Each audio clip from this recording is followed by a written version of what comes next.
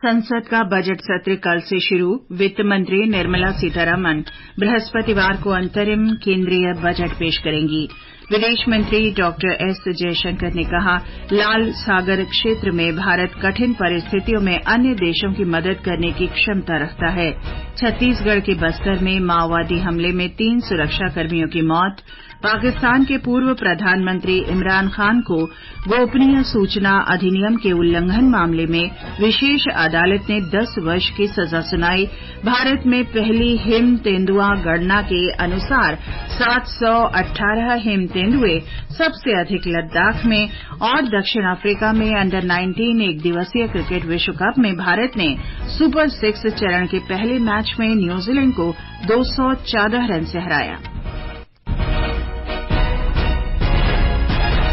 समाचार संध्या के साथ मैं चंद्रिका जोशी। संसद का बजट सत्र कल से शुरू होगा। सत्र की शुरुआत संसद के दोनों सदनों की संयुक्त बैठक में राष्ट्रपति द्रौपदी मुर्मू के संबोधन से होगी। वित्त मंत्री निर्मला सीतारमण बृहस्पतिवार को अंतरिम बजट पेश करेंगी। ये सत्र अगले महीने की 9 तारीख तक चलेगा। इस बीच सत्र से पहले सरकार ने दोनों सदनों का सुचारू संचालन सुनिश्चित करने के लिए आज एक सर्वदलीय बैठक बुलाई। बैठक के बाद संसदीय कार्य मंत्री प्रहलाद जोशी ने कहा कि सरकार नियमानुसार सभी मुद्दों पर चर्चा के लिए तैयार है।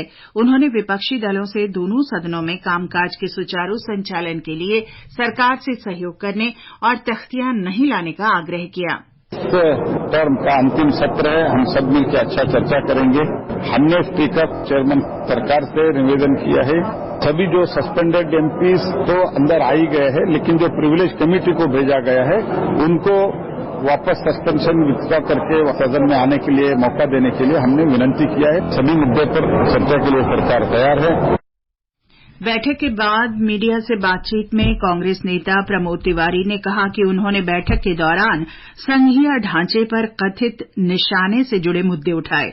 उन्होंने ये भी कहा कि कांग्रेस और कई विपक्षी दल आगामी सत्र के दौरान देश में बेरोजगारी, महंगाई और बढ़ते कर्ज का मुद्दा उठाएंगे। बजट सत्र की पूर्व संध्या पर आकाशवाणी का समाचार सेवा प्रभाग आज रात 9:30 बजे से हिन्दी में एक विशेष परिचर्चा संसद के समक्ष मुद्दे प्रसारित करेगा। ये कार्यक्रम आकाशवाणी गोल्ड पर सुना जा सकता है। अंग्रेजी में इश्यूज बिफोर पार्लियामेंट रात 9:30 बजे से आकाशवाणी रेनबो पर सुना जा सकता है। ये कार्यक्रम हमारी वेबसाइट newsonair.com और YouTube channel news on AIR official पर भी उपलब्ध रहेगा। ये समाचार आकाशवाणी से प्रसारित किए जा रहे हैं। ये आकाशवाणी है। विदेश मंत्री डॉक्टर सुब्रमण्यम जयशंकर ने कहा है कि लाल सागर क्षेत्र में भारत कठिन परिस्थितियों में अन्य देशों की मदद करने की क्षमता रखता है। अंतर्राष्ट्रीय स्तर पर भारत का बढ़ता प्रभाव और प्रतिष्ठा इसकी पुष्टि करते हैं। उन्होंने कहा कि भारत अपने निकटवर्ती क्षेत्रों में संकट के दौरान एक जिम्मेदार देश के रूप में काम करता है। मुंबई में भारतीय प्रबंधन संस्थान में एक समारोह में डॉक्टर जयशंकर ने कहा कि भारत ने लाल सागर क्षेत्र में नौसेना के 10 पोत तैनात किए हैं। उन्होंने आईएनएस विशाखापत्तनम का उल्लेख करते हुए कहा कि हाल ही में इस पोत ने एक अन्य मालवाहक पोत में लगी आग बुझाई और चालक दल के सदस्यों को बचाया। उन्होंने ये भी कहा कि भारतीय नौसेना ने पाकिस्तानी और ईरानी मछुआरों को भी समुद्री लुटेरों से बचाया है। केंद्रीय गृह और सहकारिता मंत्री अमित शाह ने आज नई दिल्ली में सभी राज्यों और केंद्र शासित प्रदेशों से कृषि और ग्रामीण विकास बैंकों तथा सहकारी समितियों के रजिस्ट्रार की कम्प्यूटरीकरण परियोजना का शुभारंभ किया। इस अवसर पर श्री अमित शाह ने बताया कि ग्रामीण विकास बैंकों और सहकारी समितियों की कम्प्यूटरीकरण परियोजना का लक्ष्य 13 राज्यों और केंद्र शासित प्रदेशों में 1851 इकाइयों को कम्प्यूटरीकृत करना और उन्हें राष्ट्रीय सॉफ्टवेयर के माध्यम से नाबार्ड के साथ जोड़ना है। उन्होंने कहा कि सहकारिता मंत्रालय की इस पहल से कृषि और ग्रामीण विकास बैंकों में परिचालन दक्षता, जवाबदेही और पारदर्शिता बढ़ेगी। गृह मंत्री ने कहा कि सभी राज्यों और केंद्र शासित प्रदेशों में सहकारी समितियों के रजिस्ट्रार के कार्यालयों के कम्प्यूटरीकरण से बेहतर दक्षता, जवाबदेही और पारदर्शिता आएगी। एग्रीकल्चर रूरल डेवलपमेंट बैंकों को कंप्यूटराइजेशन का प्रोग्राम शुरू किया और registrar of cooperative societies RCS के कार्यालय को भी कंप्यूटराइज किया जा सकता है। ये दोनों कार्यक्रम में लगभग 225 करोड़ रुपए की लागत आएगी, जिसमें ARDB के कंप्यूटराइजेशन के लिए 120 करोड़ और RCS के कंप्यूटराइजेशन के लिए 95 करोड़ की लागत आएगी।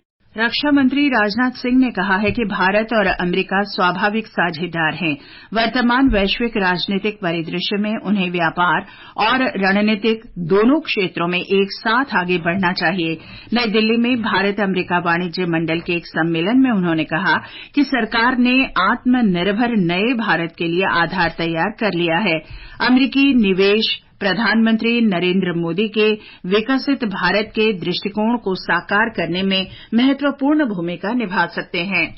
छत्तीसगढ़ में माओवादियों के हमले में आज सुरक्षा बलों के 3 जवानों ने अपने प्राण न्यौछावर कर दिए और 14 जवान घायल हो गए। एक रिपोर्ट। छत्तीसगढ़ के बस्तर संभाग में बीजापुर और सुकमा जिले के सीमावर्ती इलाके में आज CRPF स्पेशल टास्क फोर्स और डिस्ट्रिक्ट रिजर्व गार्ड की संयुक्त टीम गश्त कर रही थी। जगरगुंडा इलाके में टेकलगुड़ेम गांव के पास माओवादियों ने सुरक्षा बलों की इस टीम पर घात लगाकर हमला किया। जवानों ने भी जवाबी फायरिंग की। इस मुठभेड़ में 3 जवान मारे गए हैं, वहीं 14 जवान घायल हुए हैं। घायल जवानों को इलाज के लिए राजधानी रायपुर भेजा जा रहा है। माओवाद प्रभावित इस इलाके में आज ही सुरक्षा बलों द्वारा कैंप स्थापित किया गया है। वर्ष 2021 में भी इसी इलाके में माओवादियों द्वारा किए गए हमले में 23 जवान मारे गए थे। विकल्प शुक्ला, आकाशवाणी समाचार, रायपुर।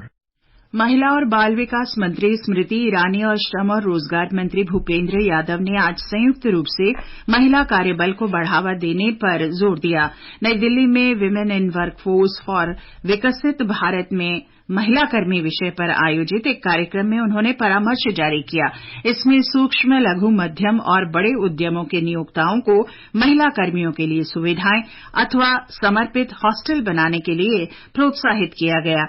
इस अवसर पर परामर्श के लिए केंद्रीय मंत्री स्मृति ईरानी ने श्रम मंत्रालय की सराहना की और कहा कि इसमें ये अनिवार्य किया गया है कि प्रत्येक नियोक्ता को कामकाजी महिला श्रमिकों की मजदूरी उनके बैंक खातों में स्थानांतरित करनी होगी। आज देश भर में 24 करोड़ से ज्यादा महिलाओं के बैंक के खाते खुले हैं और इसका सबसे बड़ा जो एक बेनिफिट है वो ये कि महिला चाहे किसी भी क्षेत्र में आज कामकाज से जुड़ी हो, अगर वो अपने अधिकार का पैसा चाहती है तो उसे ऑनलाइन ट्रांसफर की व्यवस्था हो सकती है। पंजाब में विकसित भारत संकल्प यात्रा ने सभी 23 जिलों के शहरी और ग्रामीण इलाकों में अपनी यात्रा पूरी कर ली है। सूचना, शिक्षा और संचार वैन के माध्यम से लोगों को केंद्र प्रायोजित प्रमुख योजनाओं के लाभों के बारे में जानकारी दी गई। एक रिपोर्ट। विकसित भारत संकल्प यात्रा के तहत पंजाब में 13,000 से अधिक ग्राम पंचायतें और 400 से अधिक शहरी क्षेत्र कवर किए गए हैं। इनमें करीब 22 लाख लोगों ने हिस्सा लिया और केंद्र प्रायोजित कल्याणकारी योजनाओं की जानकारी हासिल की। बैंक से सेवानिवृत्त उप महाप्रबंधक सुरेंद्र कपूर के मुताबिक विकसित भारत संकल्प यात्रा समाज के कमजोर वर्ग के लिए विशेष रूप से काफी फायदेमंद साबित हुई है। इस यात्रा का जो मेन मकसद था कि वंचित लोगों को अवेकनिंग हो, उनके गवर्नमेंट की ये स्कीम्स है, गवर्नमेंट ने उनके वेलफेयर के लिए ये स्कीम्स बनाई है, जिससे पूरी जागरूकता फैली, लोगों में अवेकनिंग आई और लोगों को फायदा मिला। बहुत ही सराहनीय कदम है और सबसे बड़ी खुशी की ये बात है दूर दराज के इलाकों में ये कैंप्स लगे हैं। शिशु शर्मा शांतल, आकाशवाणी समाचार, जालंधर। समाचार संध्या में आपका फिर स्वागत है। पाकिस्तान में गोपनीय सूचना के उल्लंघन मामले में विशेष अदालत ने पूर्व प्रधानमंत्री इमरान खान को आज 10 साल जेल की सजा सुनाई। इस मामले में पूर्व विदेश मंत्री और पाकिस्तान तहरीक-ए-इंसाफ पार्टी के उपाध्यक्ष शाह महमूद कुरैशी को भी 10 साल जेल की सजा सुनाई गई है। ये मामला एक गुप्त राजनयिक दस्तावेज से संबंधित है।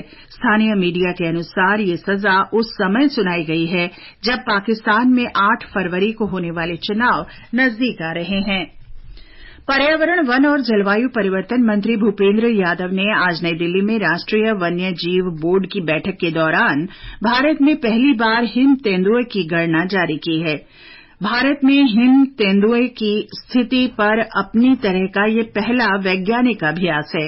रिपोर्ट में कहा गया है कि भारत में 718 हिम तेंदुए मौजूद हैं, जिनमें सबसे अधिक 477 लद्दाख में हैं। इसके बाद उत्तराखंड, हिमाचल प्रदेश, अरुणाचल प्रदेश, सिक्किम और जम्मू कश्मीर में हैं। बिहार में नौकरी के बदले जमीन घोटाला मामले में प्रवर्तन निदेशालय के पूर्व उप मुख्यमंत्री और राष्ट्रीय जनता दल नेता तेजस्वी प्रसाद यादव से 8 घंटे तक चली पूछताछ समाप्त हो गई है। पूछताछ पटना स्थित निदेशालय के क्षेत्रीय कार्यालय में हुई। कार्यालय परिसर के बाहर बड़ी सुरक्षा व्यवस्था की गई थी। राष्ट्र आज राष्ट्रपिता महात्मा गांधी को उनकी 76वीं पुण्यतिथि पर श्रद्धांजलि अर्पित कर रहा है। आज के दिन को शहीद दिवस के रूप में भी मनाया जाता है। महात्मा गांधी की हत्या आज ही के दिन 1948 में कर दी गई थी। उपराष्ट्रपति जगदीप धनखड़ और प्रधानमंत्री नरेंद्र मोदी आज शाम राष्ट्रपिता महात्मा गांधी की पुण्यतिथि पर नई दिल्ली के गांधी स्मृति में आयोजित प्रार्थना सभा में शामिल हुए।